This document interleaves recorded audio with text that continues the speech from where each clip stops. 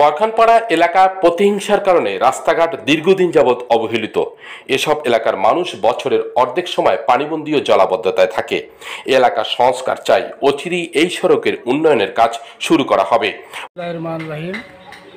প্রিয় এলাকাবাসী, আসসালামু আলাইকুম ওয়া রাহমাতুল্লাহি ওয়া বারাকাতুহু।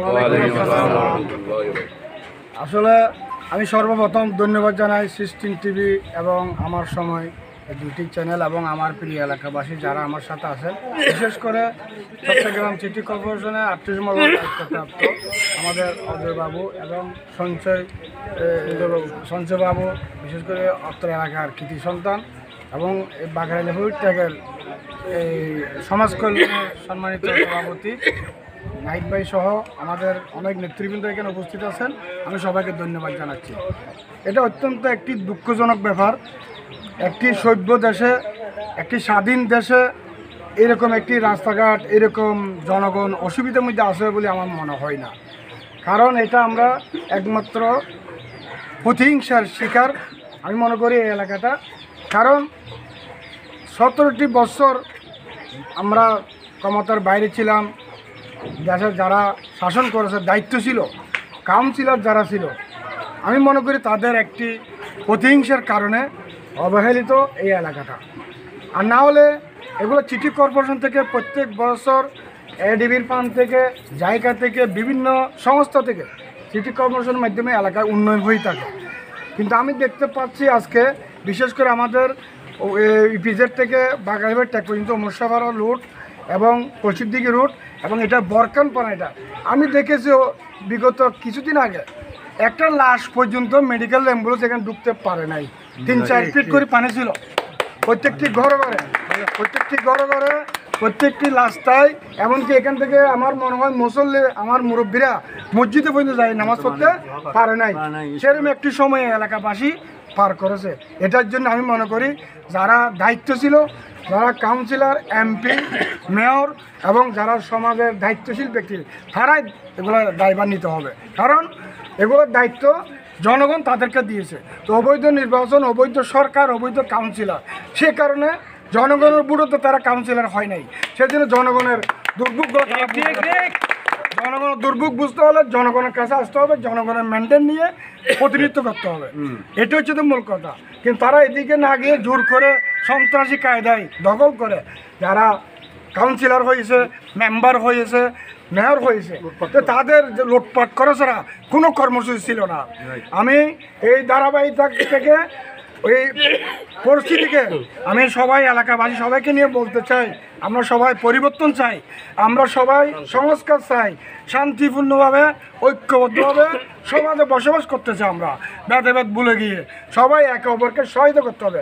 সিটি কর্পোরেশনের যারা দায়িত্ব আছে তাদেরকেও আমাদের এলাকাবাসী এবং সবাই সমাজের যারা দায়িত্ব আছে তারাই সহায়তা করতে হবে। আমরা যারা রাজনীতিবিদ আছি, রাজনীতি করি, তারাও তাদেরকে সহায়তা করতে হবে, তাহলে তাদের কাজ করার জন্য সুযোগ হবে। ইনশাল্লাহ আমি মেয়র মহোদয়কে এই রাস্তার ব্যাপারে এ পর্যন্ত 5 বার বলা হয়ে গেছে এবং আজকেও আমি একটি প্রতিবেদন জমা দিব।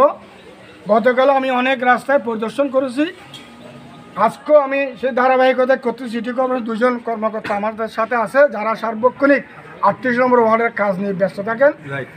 এগুলি আমি মেয়র মহোদয়কে আমার এখন ফোন আসছে আমার কাছে 1টার সময় মেয়র মহোদয়ের সাথে আমার বলে গেছে আজকে আমি দুপুরে 1টা-1:30টার মধ্যে মানে মেয়র মহোদয় ডাক্তার সাহেবের সাথে বসবো। 2-4 দিনের মধ্যে রাস্তার কাজটা সম্ভবত ইনশাআল্লাহ আমরা শুরু করে দেবো। এটা অলরেডি আপনারা জানেন, কন্ডাক্টরের লোকজন আসছে এখানে মেটেরিয়ালস রাখার জন্য একটি ঘর নিয়েছে বাড়ায়। তো আপনাদেরকে সহায়তা করতে কোনো রকম বিশৃঙ্খলা, কারো প্রতি কারো হিংসা, বিভেদ, এগুলো জের ধরে যেন রাস্তার কাজ বন্ধ না হয়। কিন্তু এগুলো যদি হয় আমরা কিন্তু কুখাট লেগে যাবো। আমরা মেয়র মহোদয়ের নির্দেশ, এগুলো নিয়ে কোনো রকমের গ্রুপিং, কোনো রকমের জেলাসি এখানে করা যাবে না। এটা আমাদের মেয়র মহোদয়ের নির্দেশ এবং কাজের ব্যাপারে কোনো কম্প্রোমাইজ নাই, কোনো কম্প্রোমাইজ নয়। এটা আপনাদের সম্পদ, আমাদের সম্পদ। এই রাস্তাটা হয়ে গেলে আবার কখন কত বছর পরে হবে এটা কোনো নিশ্চয়তা নেই। সেই জন্য আমাদের রাস্তার কাজটা আমরা দ্রুত মানে 100% ভালো সঠিকভাবে টেকসই কাজ আমরা বুঝে নিতে হবে। আসলে আমাদের যে মাননীয় মেয়র মহোদয় ডাক্তার সাদাত, উনি একজন চিকিৎসক এবং শিক্ষা, যোগ্যতা, কোয়ালিটি, উনি ছাত্র জীবন থেকে রাজনীতি করে এলাকার চট্টগ্রাম 70-80 লক্ষ লোকের সাথে ওনার রাজনৈতিক প্ল্যাটফর্ম থেকে শুরু করে চিকিৎসা জীবন থেকে শুরু করে সামাজিক রাজনৈতিকভাবে ওনার মন মেজাজ অনেক বড়।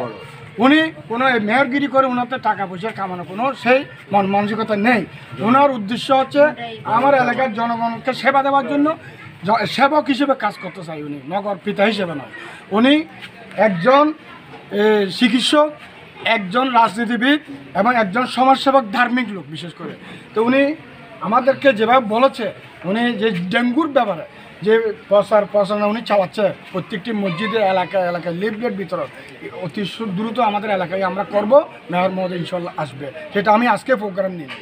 ইনশাল্লাহ সবাইকে ধন্যবাদ। বন্দর থানা বিএনপির সভাপতি ও মহানগর বিএনপির সদস্য 18 নভেম্বর 38 নং ওয়ার্ডের বরখানপাড়া এলাকার রাস্তাঘাট সংস্কার, ড্রেন, নালা নর্দমা পরিষ্কার পরিদর্শন কার্যক্রম করতে গিয়ে এসব কথা বলেন। হাজী হানিফ সওদাগরের নেতৃত্বে দিনব্যাপী উক্ত কার্যক্রমে উপস্থিত ছিলেন চট্টগ্রাম সিটি কর্পোরেশনের পরিচ্ছন্ন কর্মকর্তা অজয় বাবু, সুপারভাইজার সঞ্জয় বাবু, বরখানপাড়া সমাজ কল্যাণ পরিষদের সভাপতি নাহিদ আকবর, সেলিম সর্দার, মোহাম্মদ কামরুজ্জামান, আলী আজম, হাজী মোহাম্মদ ইলিয়াস, মোহাম্মদ ইসমাইল সহ এলাকার গণ্যমান্য ব্যক্তিবর্গ এ সময় উপস্থিত ছিলেন। এ সময় ডেঙ্গুর প্রকোপ থেকে রক্ষায় মশার উপদ্রব নির্মূল করার জন্য মশার ওষুধ স্প্রে করা হয়। আমিনুল হক শাহিন, 16 বাংলা টিভি, চট্টগ্রাম।